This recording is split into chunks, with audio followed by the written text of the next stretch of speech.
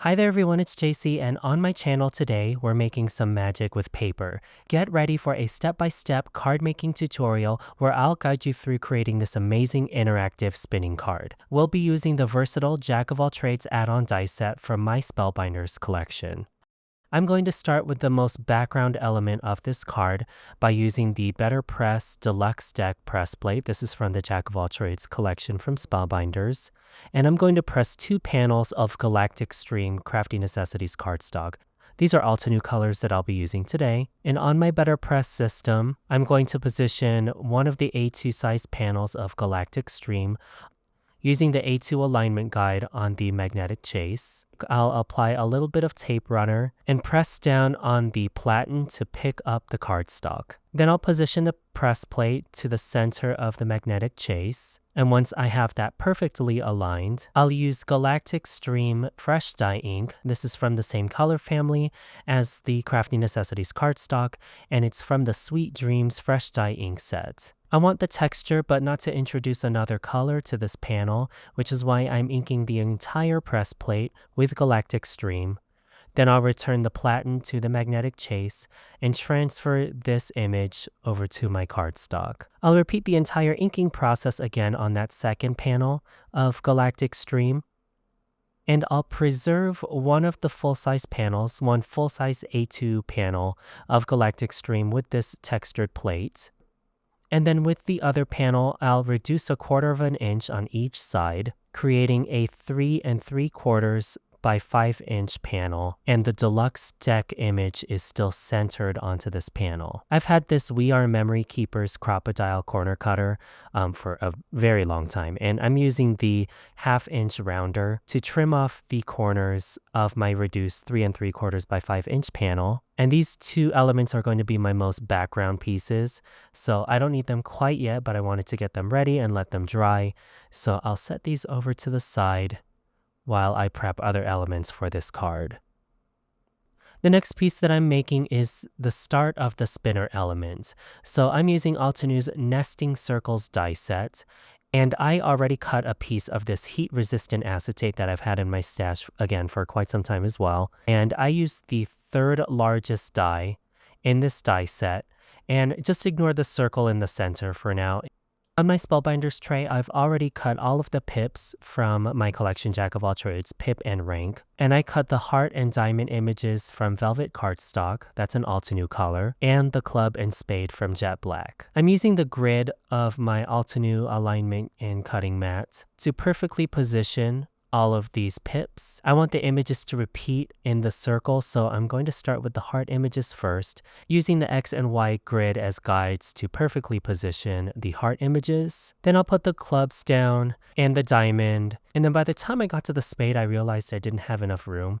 So if you're replicating this card, I recommend doing just a slight dry run to make sure that you have good spacing between all of your images. But if you are recreating this card with Altenew products with the 3rd largest die like I did, all of these pieces will end up touching each other side to side as if they were shoulder to shoulder. I left too big of a margin in between all of the images, which is why you see little remnants of the cardstock underneath, but that's okay, you won't even see that at the end of the card product. So I did remove some of the pieces that I told you about earlier, the hearts and the club specifically, and I moved them closer together just so that I have room for my spade image. Then once I've perfectly made my wheel of spinning pips, I'm going to bring back that 3 3/4 by 5-inch reduced Galactic Stream panel. I'm now going to position the brad in the center of this panel, and this is where I learned that the hole that I made earlier was a little bit too big. So what I'm going to do is just use a little bit of glossy accents, the same adhesive that I used to adhere my pips to the clear acetate sheet, and glue down a die-cut white circle. This is just a scrap piece of white cardstock, and cover up that hole that I made by mistake. And then once that glossy accents dried, I'm going to use the X and Y grid on my cutting mat again to position the spinner element as well as my background piece. And I'm going to pierce through both the spinner element and the reduced panel at the same time. I'll extend that hole by slightly rotating the tool just to create a bigger opening in the paper. and then also a bigger opening in the background piece. Then I'll bring in the Altenew mini gold brads. There's 20 in this pack, and now I've made the perfect size hole to fit the brad. I'm going to pierce through both layers, open the brad up to secure, and then my interactive spinning element is perfectly placed. I'm going to put that wheel aside as well as the full A2 sized panel and begin working on my foreground elements to this card. I've already die cut all my elements from Jack of All Trades Wild Joker add-on die, and I'm just going to walk through all the pieces that I have. So I have the main headpiece cut from jet black cardstock, the piece that goes behind the eyes, the fluted waistcoat, the Joker's cuffs, 2 layers of the scepter, 1 torso, and both legs all cut from jet black cardstock. And then I have both boots, the ruffled neck piece, the mouth and the half heart for the scepter, both arms, all cut from Altenew's velvet cardstock. And then I have both gloves and the face mask cut from Nina Solar White. And then on my second tray, I have the stack of cards cut from Altenew's Brush Gold cardstock. Then I have the detailed headpiece, the detailed ruffled neck piece, the detailed line for the legs, the detailed piece for the ruffled waistcoat, and the full heart for the scepter.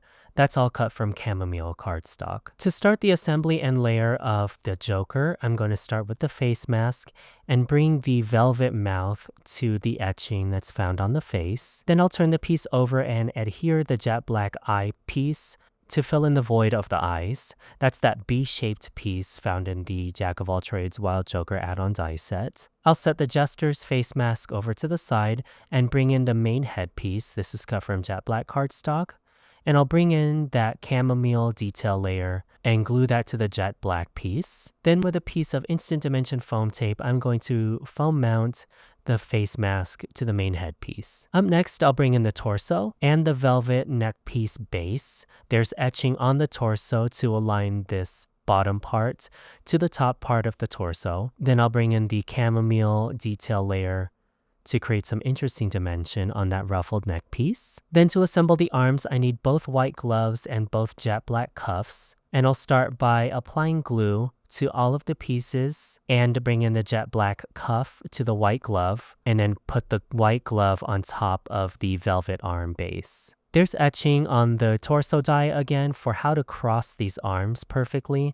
And then after I've aligned those images, I'll put an acrylic block on top just to hold it all together. Then to assemble the legs, I just need the 2 etched dotted line pieces cut from Chamomile cardstock.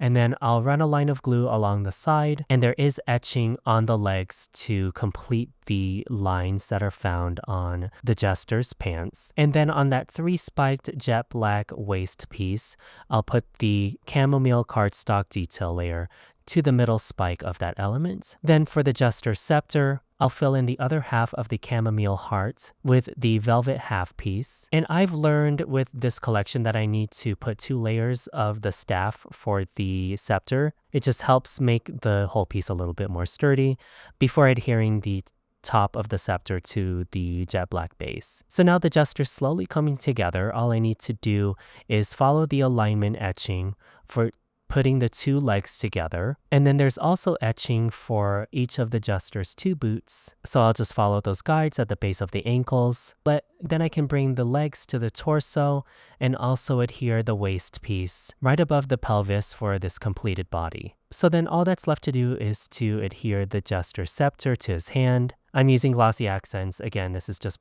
from experience to really make sure that the Jester is holding on to his scepter.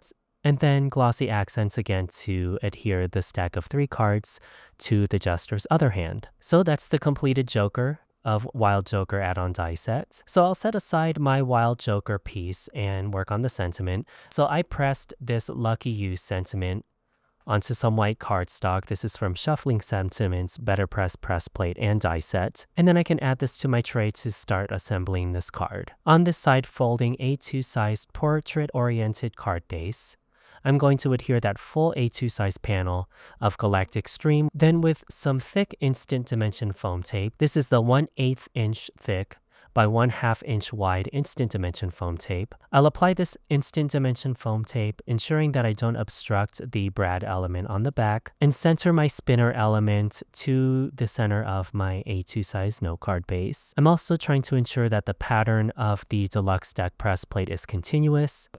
And then I'll do a little test of the spinner element, so fun. And then I need to adhere my Wild Joker on top of the spinner element, hiding that centerpiece. So as I hover this piece on the front of my card, there's only really a few places I can apply that same instant dimension foam tape, just to make sure that I don't obstruct the movement of the spinner. So that's really right at the tip of the jester's feet and also the two topmost pieces of the headpiece.